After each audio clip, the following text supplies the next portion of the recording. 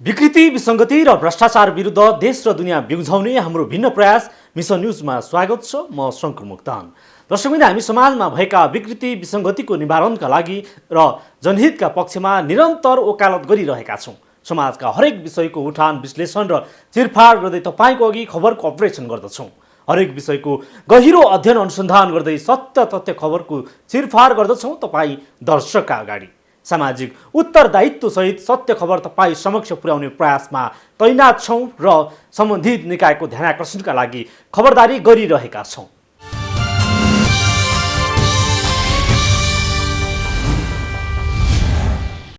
दर्शकवृन्द, नेपाल भारतको सम्बन्ध रोटी बेटीकै हो। वर्षौंदेखि यी दुई मुलुकबीच सामाजिक, सांस्कृतिक र धार्मिक सम्बन्ध छ। यो सम्बन्ध भएकोमा कुनै विवाद रहेन। विवाद रहँदै आएको विषय हो भारतले नेपालमाथि गर्दै आएको हेपाहा व्यवहार। नेपाल भारत स्वतन्त्र र सार्वभौम मुलुक हो। यी दुवै मुलुकको समान हैसियत भएकोमा विमति रहेन, तर व्यवहारमा भारतले नेपालमाथि थिचोमिचो गर्दै आएको सत्य हो। भारतको नेपाल दृष्टिकोण मूल समस्याको जड हो। विशेष गरी सन् 1962 यताका इतिहासका पाना पल्टाउँदा भारतीय ज्यादती 20बाट 19 भएकै छैन। नेपाली शासकहरूको सत्ता स्वार्थले नेपाली भूमिमाथि भारतीयहरूको गलत नजर जारी छ। त्यसको पछिल्लो नजिर हो लिपुलेक सडक उद्घाटन। लिपुलेक सडक उद्घाटनपछि नेपालले त्यसको प्रतिवाद गर्दै आएको मात्रै छैन, संवैधानिक रूपमा नक्सा संशोधन गरेर कूटनीतिक यात्रामा जुटेको छ। नेपालको पछिल्लो एक्सनले दिल्ली सत्ता केही नरम भएको छ। भारतीय ज्यादतीसँग पछिल्लो भारतीय प्रतिक्रियाको अपरेसन आजको मिसन न्युजमा।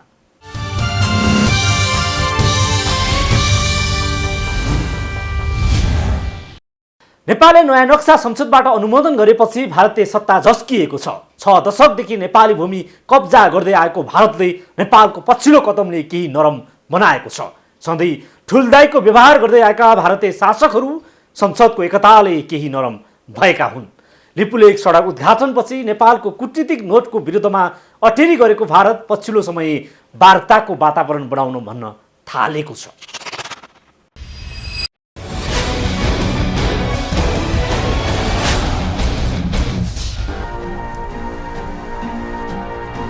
सरकारले संसदबाट संविधान संशोधन विधेयक पारित गरेपछि कठोर बनेको भारत एकाएक नरम भएको छ। यद्यपि भारतीय कुटिलता बुझि नसक्नु छ। सधैँ छिमेकीमाथि उसको व्यवहारमा छलछाम गर्दै आएको नजिर छन्। पटेल नीतिलाई मार्गदर्शन मान्दै आएको मोदी सत्ता सजिलै नेपालसँग वार्ता गरेर समस्या हल गर्ने पक्षमा छैन। कोरोनाको बहानाबाजी गरेर विषयलाई तुहाउने उसको गलत मनसाय हो। अब केही दिन अगाडि चाहिँ आक्रामक देखिएको चाहिँ इन्डियाको चाहिँ सेनापति र इन्डियाको रक्षा मन्त्री पनि नेपालसँगको सम्बन्धलाई हामी महत्त्व दिन्छौँ, वार्ताबाटै समाधान हुन्छ भनिरहेको छ। तर के भने उनीहरूले त्यसो भन्दै पनि हामीले बुझ्नुपर्ने कुरा चाहिँ के भने पटक पटक उनीहरूले चाहिँ जुन विज्ञप्ति जारी गरे, उनीहरूको चाहिँ विदेश मन्त्रालयको प्रवक्ताले बोलेको छ। बोल्दाखेरि चाहिँ उनीहरूले जुन 2019 को नोभेम्बर 2 मा जुन हाम्रो टेरिटोरी चाहिँ आफ्नो नक्सामा राखेर त्यसलाई इन्डियन सोभरेन टेरिटोरी भने, सडक चाहिँ उद्घाटन गर्दाखेरि पनि हाम्रो सोभरेन टेरिटोरीमा सडक बनेको छ, नेपाललाई सोध्नुपर्ने कारणै छैन भने। अब त्यो हेर्दाखेरि चाहिँ उनीहरूले चाहिँ गर्न खोजेको कुरा के भने झिना मसिना कुरामा चाहिँ अब सीमाका विषयमा नेपालसँग कुरा गर्ने, तर मेजर कुरा जुन हो अहिले हामीले उठाएको त्यो विषयमा चाहिँ कुरै नगर्ने भन्ने किसिमको उनीहरूको आशय देखिन्छ होइन। अब फेरि उनीहरूको बदनियत केमा देखिन्छ भने चीनसँग द्वन्द्व हुँदा चाहिँ आफै रिक्वेस्ट गरेर वार्ता गर्ने, रणनीतिक हिसाबले कुरा गर्नु पर्यो, अस्ट्रेलियासँग आफै द्विपक्षीय वार्ता गर्ने, कोरोनामा पनि वार्ता हुँदो रहेछ त उनीहरूको। अनि नेपालसँग वार्ता गर्ने बेलामा चाहिँ कोरोना भन्दा पछाडि मात्रै गर्ने भनेको त के भने यो लिङ्गरिङ गर्न खोजेको। मुलुकभित्र राष्ट्रिय एकता भारतले सोचे भन्दा फरक दृष्टान्त देखियो। मधेस केन्द्रित दलको काँधमा बन्दुक राखेर नेपाल गलाउन दिल्ली सत्ता नीति लगभग निष्काम भएको छ। रोटी बेटीको गुलियो शब्द स्वाद पस्केर पुनः कुटिल खेलमा भारत जुटिरहेको छ। नेपालले नक्सा सार्वजनिक गरे लगत्तै कडा टिप्पणी गर्दै वार्ता सम्भव नभएको भन्ने भारतीय सत्तासीनहरू एकाएक युटर्न भएका छन्। संविधान संशोधन विधेयक प्रतिनिधि सभाले पास गरे लगत्तै भारतीय विदेश मन्त्रालयले नेपालसँग वार्ताका लागि बाटो बन्द भएको जनाएको थियो। तर अहिले नेपालले संवादका लागि वातावरण तयार पार्नुपर्ने भन्दै आफ्नो भनाइलाई सच्याउन खोजेको छ। भारतको छिनमा फेरिएका प्रतिक्रियालाई विश्वास गरिहाल्ने अवस्था छैन। अहिले भारत चाहिँ एकछिन अल्मलिएको छ। अब यो भारत नेपालको विषयमा चाहिँ अलिकति एकदमै असफल जस्तो देखिन्छ। उनीहरूको बिचको अभिव्यक्तिहरूबाट पनि उनीहरूकोबाट पनि के देखिन्छ भने नेपाललाई अझै पनि हिजोकै आँखाबाट, आजभन्दा 15-20 वर्ष 25-30 वर्ष अगाडिको आँखाबाट हेरिरहेको देखिन्छ। उनीहरू त्यसमा सुधार गर्न सक्ने अवस्थामा छैनन्। त्यहाँभित्र पनि क्वेसन उठिरहेको छ, नेपाललाई हेर्ने दृष्टिकोण फरक गर, चेन्ज गर भन्ने। नेपाल केही हदसम्म नेपाल धेरै हिजोको जस्तो देश छैन अब, होइन? किनभने यहाँ चाहिँ राजनैतिक सोच चाहिँ त्यही हुँदै पनि त्यो राजनीतिक सोचको कारणले चाहिँ पिपल र मिडियामा एक किसिमको फरक अवधारणा बनिसकेको छ। एक किसिमको धेरै कन्सेन्सस डेभलपमेन्ट भइसकेको अवस्था छ। यसले चाहिँ के गरेको छ भने भारतले नेपालमा जे गरे पनि शङ्खाको दृष्टिकोणले हेर्ने वातावरण बनिसकेको छ र भारतलाई एकदमै समस्या भइसकेको छ। र उनीहरू अब नेपालको विषयमा अलिकति केही समय लिएर मात्रै वार्तामा आउनेवाला छन्। उनीहरू अहिले तत्काल आउँदैनन्, किनभने तत्काल आउनु भनेको चाहिँ अब अहिलेको यो समयमा त झन् सबैजना एकजुट भएको जस्तो देखिया छ। यहाँ त अलिकति कोही कसैले चाहिँ दायाँ बायाँ गर्ने बित्तिकै चाहिँ यहाँ त जनताले नै यहाँ यिनीहरूलाई चाहिँ के भन्छ पाखा लाउनेवाला छन्। त्यो भएर चाहिँ अहिले एउटा एकदमै के भन्छ यस्तो इन्भाइरोमेन्ट छ। यो इन्भाइरोमेन्टलाई केही समय इलोङ्गेट गर्ने र अरू मुद्दाहरूमा चाहिँ नेपाललाई फेरि के भन्छ व्यस्त बनाएर अल्मलाएपछि अनि जब अलिकति फुट जस्तो स्थिति हुन्छ त्यसपछि सिङ्गल बाई सिङ्गल यिनीहरूले चाहिँ डिल गर्नेवाला छन्। किनभने यिनीहरू सिङ्गलमा यिनीहरू काहीँ न काहीँ समस्या कमजोर छन्। हाम्रा नेताहरू, हाम्रा पोलिटिकल के भन्छ थट्सहरू चाहिँ कमजोर छन्। यो कारणले चाहिँ भारतले चाहिँ तत्काल नेपालसँग सीमानाको विषयमा वार्ता गर्दैन। तत्काल होइन, उसले धेरै लामो समय गर्दैन, किनभने हिजो पनि त्यस्तै गरेको। विगतमा नेपाली शासकहरूलाई खेलाउँदै आएको भारत यसपटक पनि पुनः गलाउने दाउमा छ। सत्ता जोगाउन भारतीय सत्ताको प्रभावमा रहँदै आएको नेपाली राजनीति यसपटक ठूलो दबावमा छ। सडक र सदनमा देखिएको अद्भुत एकताले सरकारलाई साथ पनि मिलेको छ। दबाव पनि उत्तिकै छ। चर्को दबावको बीचमा अन्तर्राष्ट्रिय परिस्थिति पनि नेपालको अनुकूलमा छ। चीनसँगको पछिल्लो भारतको तनावले भारत नरम भएको अनुमान गरिएको छ। छिमेकीसँगको तनावसँग भिडिरहेको भारत नेपालसँगको तनाव पनि बढेपछि उसका लागि थप चुनौती हो। तर आजसम्म भारतको ज्यादतीको हिसाब गरी साध्यै छैन। दर्जनौं सीमा नागरिक ज्यान अनाहकमै गुमाएका छन्। खुल्ला सिमाना र नेपालको त्यो बेल्ट सिमाना क्षेत्रको बेल्ट चाहिँ आर्थिक रूपले एकदमै विपन्न भएको कारणले पनि नेपालका धेरै मान्छेहरूको आर्थिक आश्रित चाहिँ व्यापारिक आश्रित चाहिँ पारिपट्टिसँग हुने हुनाले चाहिँ त्यो सिमाना क्षेत्र चाहिँ अत्यन्त भोलाटाइल क्षेत्र हो, एकदमै क्रुसियल क्षेत्र हो। र विशेष त चाहिँ अब त्यहाँ चाहिँ नेपाल पक्षका पनि धेरै मान्छेहरू, अब भारतीय पक्ष पनि आउँछ, तर मूल समस्या त हाम्रा धेरै मान्छेहरू चाहिँ पारिपट्टि जानुपर्ने सामान, आधारभूत सामान किन्नलाई पनि, तर धेरै जसो मान्छेहरू जो भारतमा काम गरेर बसेका मान्छेहरू घर फर्किनु पर्ने अवस्थामा चाहिँ त्यो क्षेत्र अत्यन्त असुरक्षित जोन भएको हुनाले चाहिँ त्यो असुरक्षित जोनमा चाहिँ नेपाली पक्षलाई, नेपाली जनतालाई अत्यन्त धेरै समस्याहरू भारतीय पक्षबाट स्थापित भएको छ। विशेष त त्यो क्षेत्रमा बसेको चाहिँ सुरक्षा फौज, भारतीय सुरक्षा फौज जसलाई हामी एसएसबी भन्छौँ, त्यो फौजद्वारा चाहिँ नेपालीहरूलाई धेरैलाई चाहिँ यातना दिने क्रम र के भन्छ नेपालीहरूसँग चाहिँ पैसा उठाउने क्रम र तिनीहरूको मोटिभ चाहिँ त्यो क्षेत्रमा चाहिँ कहीँ न कहीँ अस्थिरता उत्पन्न गराएर कहीँ न कहीँ तनाव उत्पन्न गराइराख्ने जुन नियति देखिन्छ, त्यो राजनैतिक त्यो मोटिभ एकदमै भित्री मोटिभ हो, तर अब बाहिर चाहिँ अरू रूपले प्रस्तुत हुन्छ। त्यो कारणले पनि मैले देखेको छु, मैले त कतिपय त्यहाँको मुद्दाको लागि लडेको पनि छु। जस्तो रौतहटमा भएको एकजना नेपालीलाई चाहिँ के भन्छ मारिएका थिए। त्यस्तै बर्दियामा चाहिँ बर्दियाको एउटा राजापुर एरियाको मान्छे मारिएका थिए। यस्तो मारिने क्रम थुप्रो मान्छेहरू मारिसक्नु भएको छ, होइन? त्यहाँ बलात्कार हुने घटनाहरू धेरै छन्। तर अब ती कुराहरू चाहिँ फेरि दुर्भाग्यवश के भने हाम्रै केन्द्रले, विशेष त जिल्लाको केन्द्र, अब सिडिओ कार्यालयहरूले चाहिँ त्यसलाई एड्रेस गर्नुपर्ने, स्थानीय प्रहरीहरूले त्यसलाई के भन्छ सिक्युरिटी दिनुपर्ने, त्यो कुरामा पनि हाम्रो कमजोरी देखिन्छ। भारतले अतिक्रमण गरेका भूमि लिम्पियाधुरा पूर्वका भूमि मात्रै होइन, दार्चुलादेखि ताप्लेजुङसम्मका भूमि हडपेको छ। 60,000 भूमि हडपेको भारतलाई कूटनीतिक संवादबाट सल्टाउन वर्तमान नेतृत्वले हिम्मत देखाउनै पर्छ। तर नेपाली शासकहरूको नाडी राम्रैसँग छामेको भारतले नेपालको प्रस्तावलाई सहजै स्वीकारेर भूमि फिर्ता गरिहाल्छ भन्नेमा ढुक्क हुने अवस्था छैन। यसका लागि नागरिक तहबाट सत्तासीनहरूलाई दबावको निरन्तर खाँचो छ।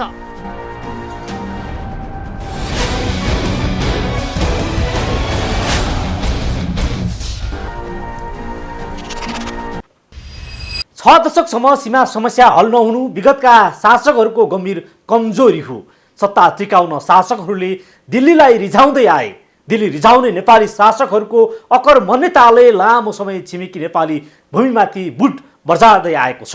नेपाल भारत सम्बन्धको नाउँमा घरेलु राजनीतिमा समेत दखल राख्दै आएको दिल्ली सत्ता पछिल्लो संसदको एकताले तरङ्गित भएको छ। यद्यपि अतिक्रमित भूमि व्यावहारिक रूपमा नेपालमा आइसकेका छैनन्। यी भूमि फिर्ता ल्याउनु सरकारका अघि केही चुनौती पनि नभएका होइनन्। तर भूमि फिर्ता नगरी वर्तमान सरकारलाई सिंहदरबारबाट फर्कने सुविधै छैन। रोटी बेटीको सम्बन्ध भएको बनाउने भारतीय शासकहरूको सीमामा गर्दै आएका ज्यादतीको रिपोर्ट देखाउनेछौँ एकैछिनको ब्रेकपछि।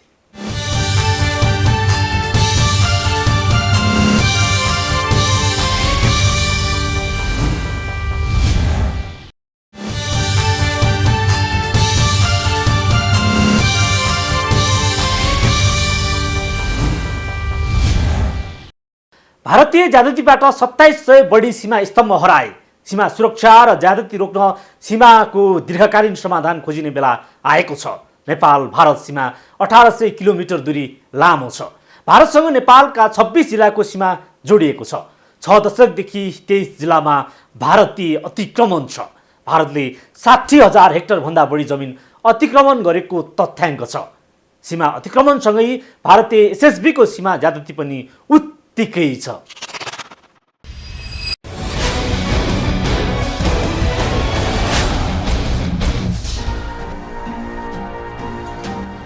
सरकारी तथ्याङ्क अनुसार 8,553 सीमा स्तम्भको अभिलेख छ। तर 2,716 सीमा स्तम्भ हराएका छन्। ताप्लेजुङ, पाँचथर, इलाम, झापा, मोरङ, सुनसरी, सप्तरी, सिराहा, महोत्तरी, सर्लाही, रौतहट, बारा, पर्सा, चितवन, नवलपरासी, रूपन्देही, कपिलवस्तु, दाङ, बाँके, बर्दिया, कैलाली, कञ्चनपुर र दार्चुला गरी 23 जिल्लाको 71 स्थानमा नेपालको भूमि भारतले अतिक्रमण गरेको छ। भारतले सीमा अतिक्रमण गरेको मात्रै होइन, सीमा सुरक्षाको नाउँमा एसएसपीले गर्दै आएको ज्यादती गिन्ती गरी साध्य छैन। इन्डिया पुलिसवालाले हामीलाई जान दिँदैन। आफ्नो भूमि भएर पनि हामीलाई गाई भैँसी लग्न दिन्न, हामीलाई कहिले घाँस दाउरा बनाउन दिन्न। हामीलाई कति दुःख भइरहेको छ। यहाँ हामी रोएर बस्नुपर्छ। धान रोपेको हेर्नुहोस्, प्यानो प्यानो भएको धान काटेर जङ्गिलाले खिलाउन पठायो। अब हामीलाई खान दिएन हेर्नुहोस्। अब त्यस्तै दुःख छ। अब यो लाल पूर्जा छ। यो लाल पूर्जा जमिनमा यहाँहरूलाई काम गर्न कतिको सजिलो छ? के को सजिलो हो? 1 नम्बर पिलरबाट लिएर चाहिँ के गरे यहाँ खड्डा कङ्कर तक हामीलाई चाहिँ जति बौद्धरका सीमामा बसेका छन् यिनलाई टङ्गै छ। खास गरेर समस्या हजुरको यो सीमा चाहिँ अनेन नहुनाले यस्तो तकलिफ भइरहेको छ। सुन्नलाई सबले कानले सुन्नुभयो, गर्न चाहिँ कसैले केही गर्न सक्नु भएन। आखिर हजुरको हामीले तिरेका छैनौँ कि भारत तिरेका छैनौँ कि या हाम्रो थिएन भने हाम्रो नाममा नदिनु पर्ने पूर्जा। आफ्नो नामसारी जमिन भएर नि उनीहरूले जोतेर खोदेर खान पाएनन्। कति गाह्रो भइरहेको छ नि। लाल पूर्जा छ। लाल पूर्जा छ, नाममा छ। मानबहादुर सुनारको जमिन। अनि एउटा यो कर्णबहादुर सुनारको जमिन, दुईजनाको छ। कति पीडित नछन् उनीहरूले आफ्नो जमिन पनि आफूले जोतेर खोदेर खान पाएको छैन। खेतीपाती लगाए पनि यो काटेर लगिहाल्छ इन्डिया। मान्छेले जङ्गलवालाले पुरा काटेर खेती लग्न दिएको छैन। अनि के गर्ने हामीले? भारतले तलमा चाप्टे चाप्टे ल्याएको छ। नेपालका रुखबेरी काटेर इन्डिया जाँदा कतिका बन्चरा गया, कतिका डोका गया, कति भइसक्यो बिउ र कति भइसक्यो बिउ। या नाका खुलाउ नखुलाउ सबभन्दा त हाम्रो बोर्डर क्लियर हुनु पर्यो। या माथि आओस् झन्झट दूर, या तल जाओ झन्झट दूर। हामीले आफ्नो थोडा भए पनि 2 कट्ठा जग्गा पनि ढुक्क मुनाले त खान पाउने भयौँ। सबभन्दा जग्गाको लाल पूर्जा दिदियो भने, जग्गा नापी बोर्डर क्लियर भयो भने 1 कट्ठा किन नहोस्, हामी आफ्नो मतदलले खान्छौँ। गाईबस्तुहरू पनि त्यहाँ गएर चर्ने, त्यहाँ गएर बस्ने, सबै त्यो पिल्लरमा बस्ने चाहिँ अवस्था हो। र तत्कालीन अवस्थामा हाम्रै नै प्याराताल थियो र पछि यसले विवादित गर्ने एकाएक चाहिँ 194 पिलरदेखि 195 पिलरको हाराहारीमा जुन छ 1 किलोमिटर सहित उसले चाहिँ आफ्नो प्याराताल आफ्नो भूमिमा पार्ने किसिमले चाहिँ आफ्नो दादागिरीपूर्ण शैलीले, विस्तारवादी नीतिले चाहिँ भारतले एकलौटी रूपमा अहिले चाहिँ आफ्नो सीमामा पर्छ भन्ने रूपमा उसले आफ्नो दादागिरी चाहिँ प्रस्तुत गरिरहेको छ। सीमा सुरक्षाका लागि भन्दै भारतले सन् 1993देखि एसएसपी सीमा परिचालन गरेको छ। सीमामा भारतले 50,000 को हाराहारीमा एसएसपी परिचालन गरेको छ। एसएसपीले सीमा सुरक्षाको नाउँमा सीमावासीमाथि ज्यादती गर्दै आएको मात्रै छैन, दर्जनौं सीमावासीको हत्या गरेको छ, सयौं घाइते बनाएको छ। नेपाल भारत बीचको खुला सिमानाको फाइदा उठाउँदै भारतले वर्षेनी नेपाली भूमि अतिक्रमण गरिरहेको छ। भारतीय सीमा सुरक्षा बल एसएसपी को सहयोगमा भारतीयहरूले सीमावासीलाई शास्ति दिँदै आएका छन्। भारतले नेपालको भूमिमा ज्यादती गर्दा सीमावासीले प्रतिवाद गरेका छन्। प्रतिवादमा धेरै सीमावासीको ज्यान पनि गएको छ, तर सिंहदरबार लामो समयदेखि सीमाको पीडामा बेखबर रहँदै आएको छ। एकजुट भएको बेला छ, यही मौका पारेर जो जति नेपाली जनतासँग लिनुपर्ने हो, जति पैसा चाहिने हो, त्यो कुरा घोषणा गरेर यही आर्थिक वर्षबाट नै तारजाली लाएर राति राति करेन्ट छोड्ने, दिउँसो करेन्ट निकालिदिने, त्यो तारजाली चाहिँ पुरा देशलाई दक्षिणको र पश्चिमको र पूर्वको भागबाट लगाउने यो काम तत्काल गरिनु पर्दछ। नेपाली टेरिटोरीमा छिरिसकेपछि अब नेपालीहरूले आफ्नो कतै जाँदा ओर्दा पनि अब त्यो बाटो प्रयोग गर्न नपाउने, हप्काउने तप्काउने, अब बुट हान्ने, यी कुराहरू त छँदैछन्। प्लस उनीहरूले भोगेको समस्या चाहिँ मैले के देखेँ भने अब त्यहाँ सीमा अभियन्ताहरू गएर कुनै कार्यक्रम गऱ्यो भने अब नाराबाजी त हुन्छ, उनीहरूले थाहा पाइहाल्छन्।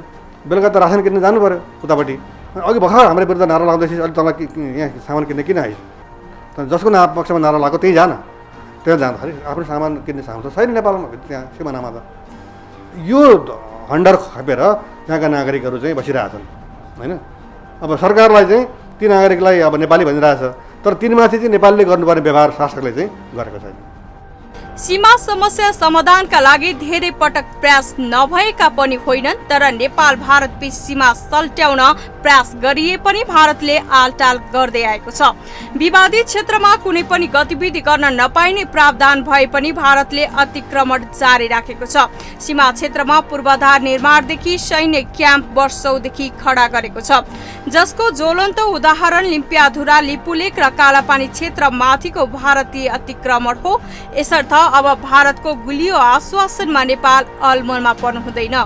भारतसँगको सम्बन्ध अद्वितीय भएकोमा विवाद छैन। अद्वितीय सम्बन्ध भएकै कारण भारतले सीमामा जे गर्दा पनि नेपाल चुप लागेर बस्ने समय गइसकेको छ। नेपाल भारत दुवै स्वतन्त्र राष्ट्र हुन्, दुवै मुलुकको सार्वभौमिकता र अखण्डता छ। पञ्चशीलताको सिद्धान्तको दुवै मुलुक बीच नयाँ आधारमा नयाँ सम्बन्ध स्थापित गर्ने बेला आएको छ। भारतले यो बुझ्न जरुरी छ कि अब नेपाल जस्ता असल छिमेकीलाई भारतले विगतमा गर्दै आएको व्यवहारले उसको छिमेक सुरक्षा पनि सुनिश्चित हुन सक्दैन। दर्जनौं मुलुकसँग सीमा किचलोमा फस्दै गएको भारतले अनुकूल समयमा नेपालसँग इमानदारीतापूर्वक वार्ता गरी दिगो समाधान खोजिनु नै उसका लागि हितकर हुनेछ। यसको साथै नेपाली शासकहरूले पनि एक सार्वभौम मुलुकको हैसियतमा भारतसँग सिधा वार्ता गर्न हिम्मत राख्नुको विकल्प छैन।